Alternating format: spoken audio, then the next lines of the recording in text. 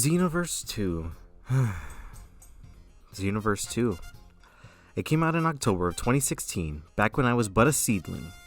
8 years later, in the bright year of 2024, we received Xenoverse 2 again.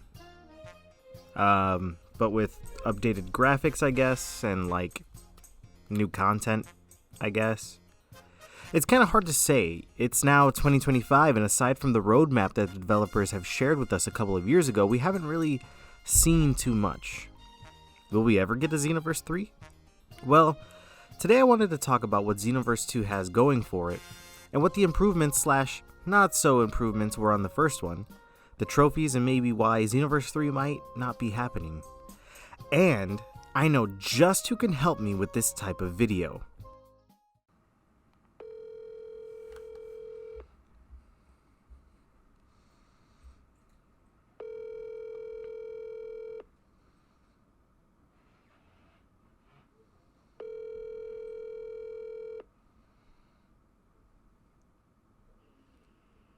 Hello? Hey, ZaddyBooKoosh, you busy? You wanna hop on some video with me? Am I busy? Yeah. And hop on a video with you? Yeah, I have a script and a video that is still not done yet. And you want me to hop on another video with you? well, I mean, it's about Xenoverse. Are you insane? Bro, don't call me, lose my shit. We're done, bro. Done. Okay, original plan then.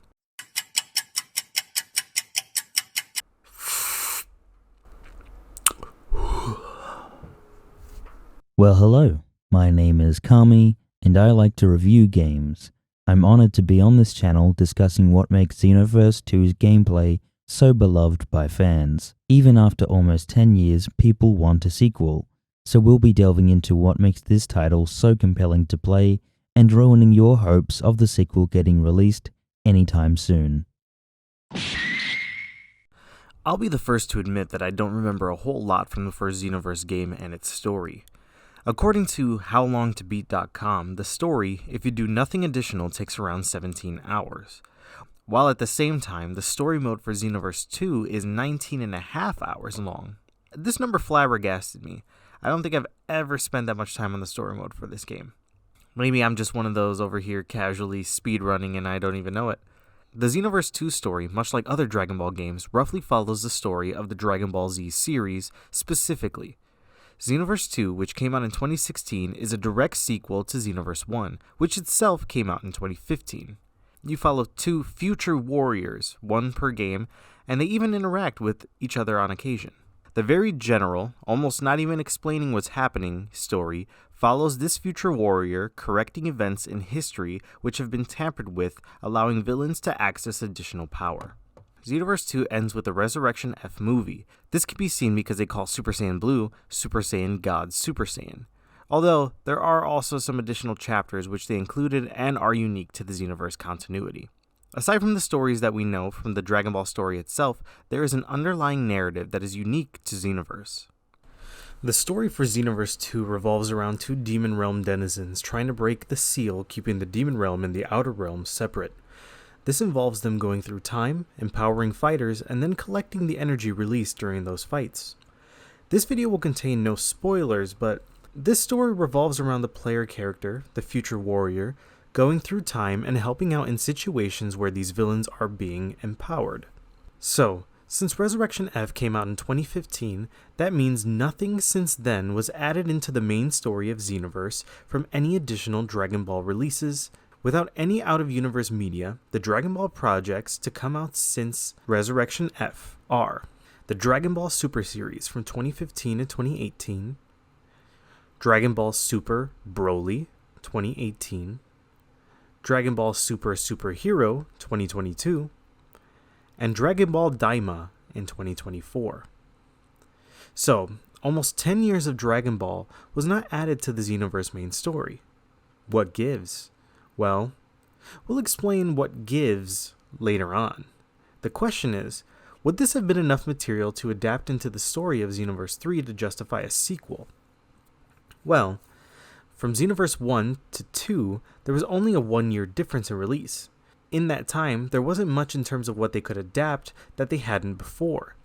This comes from the fact that during this time, Dragon Ball Super was also redoing the Battle of Gods and Resurrection F stories before starting its own unique story.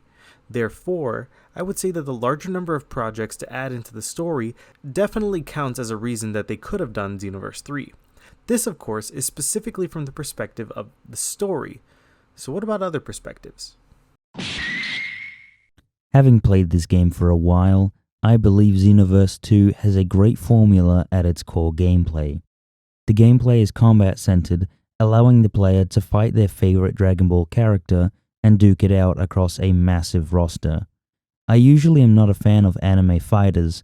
I previously played Jump Force, the Ninja Storm series, One Piece Burning Blood, and Dragon Ball FighterZ. FighterZ is easily one of the better games, but it didn't quite capture the space of the fights or the scale. That's where Xenoverse 2 feels more appealing. The game allows the player to dash across these wide maps and fly similar to the anime. The three-dimensional space adds a different experience simply because of the freedom of movement. The ability to get launched across the map and crash into the ground is not achievable in FighterZ. The game offers light and heavy combos, as well as special moves, which are signature attacks used by characters. This in conjunction allows for flashy attacks, allowing for the player to annihilate their opponent in Dragon Ball style. This allows for multiple strategies which can be employed, allowing for a great experience to experiment, especially when playing online. Looking at the moment-to-moment gameplay, I do feel it can be a little cumbersome. Typically blocking saves the player a lot of the time, and guard breaks are not really taught to the player. The lock-on system is thankfully consistent. Most of the time. I do find that the camera can be janky at times when trying to navigate the three axes. This can lead to a bit of a disorienting experience. Opponents will zip around and the player can find themselves stuck fighting the wind, causing some losses. This in turn can make the camera and lock-on feel janky and thus clunky during the moment-to-moment gameplay. Now, this opinion is very debatable, but I am not a fan of the game's combo system. It's more about hitting the opponent fast rather than timing the attacks and space. This is due to the fact it's a 3D space, but a lot of combos end very early. In the Ninja Storm games, combos can be extended with ease, but in this game, combos end rather quickly.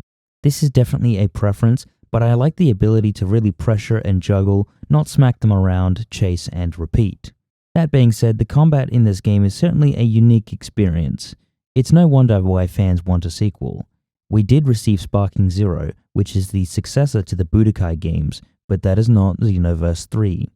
If you're looking for a technical and mechanically sound title, frankly, Sparking Zero is the better option.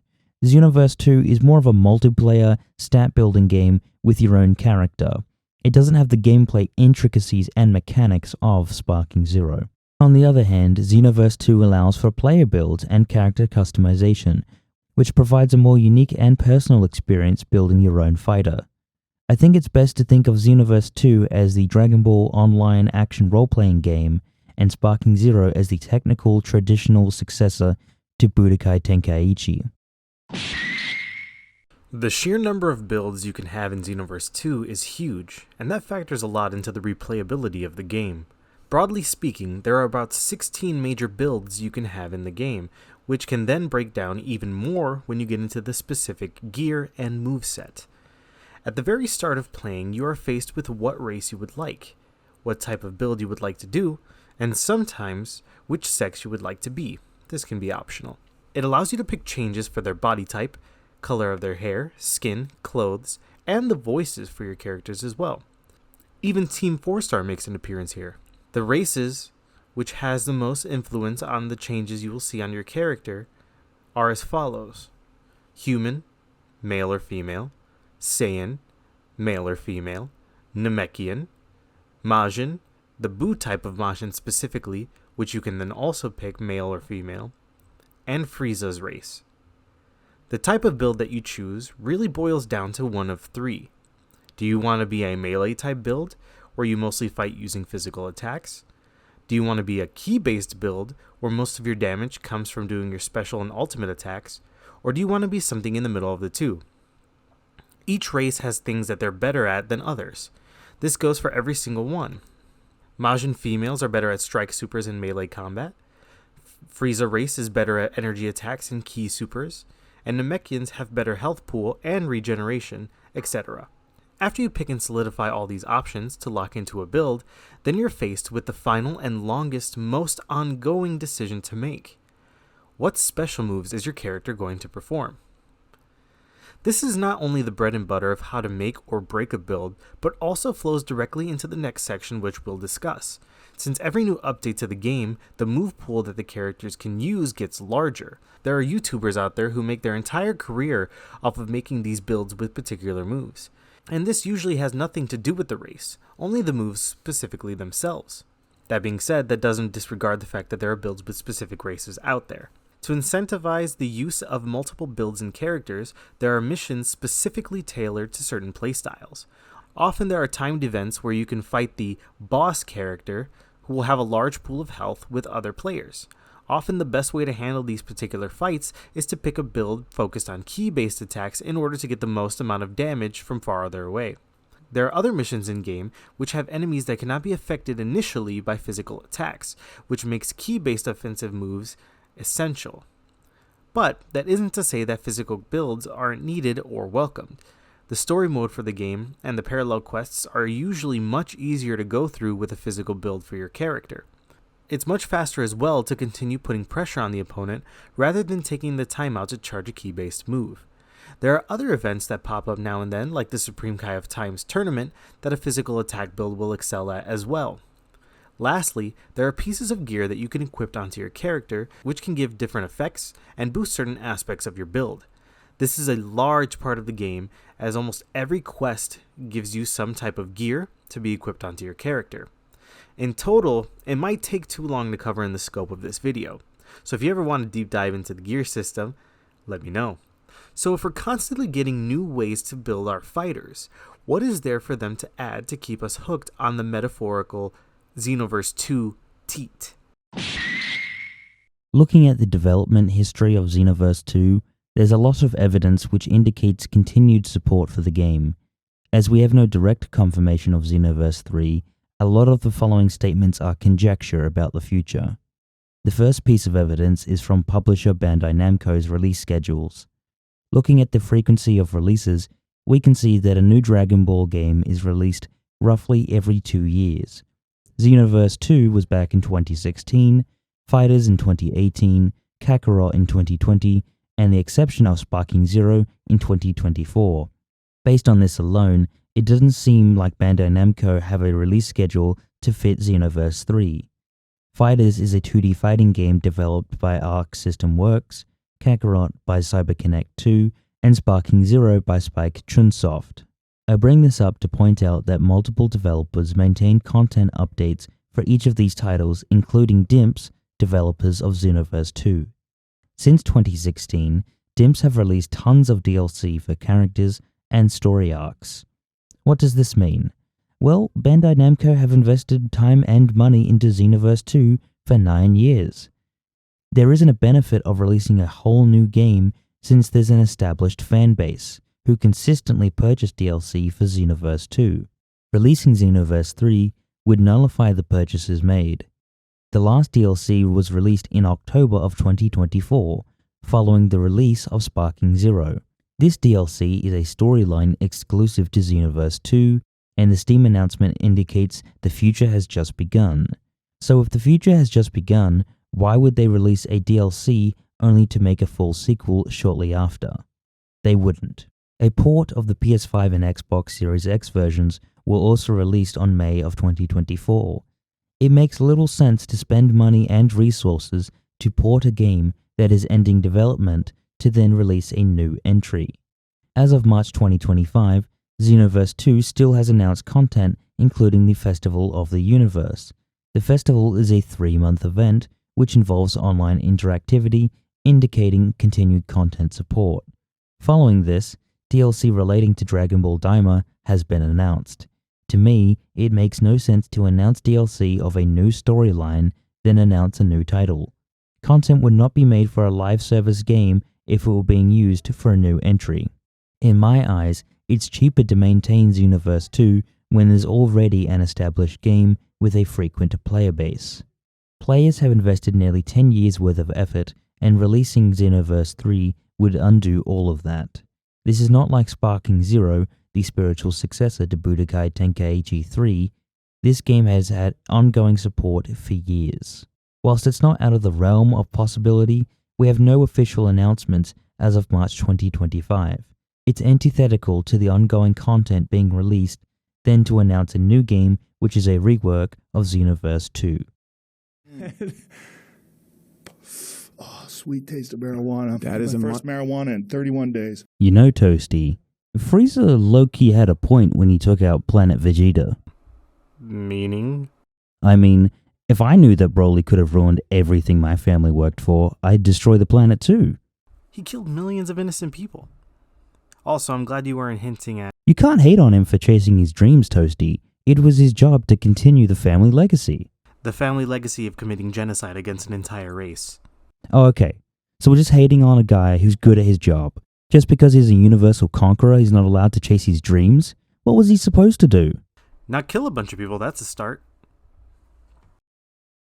All joking aside, thank you for watching this video. Thank you to Kami the Completionist for assisting me on the scripting, the recording, and the idea, along with plenty of other things I'm sure that I'm forgetting to mention. If you want to see more of his stuff, I've left his channel link and Twitter link in the description, so please take a look and send some love his way. That's the end. I don't know what else we can say other than, if you're not toasted with toasted mushroom and Kami the Completionist, then you're just baked.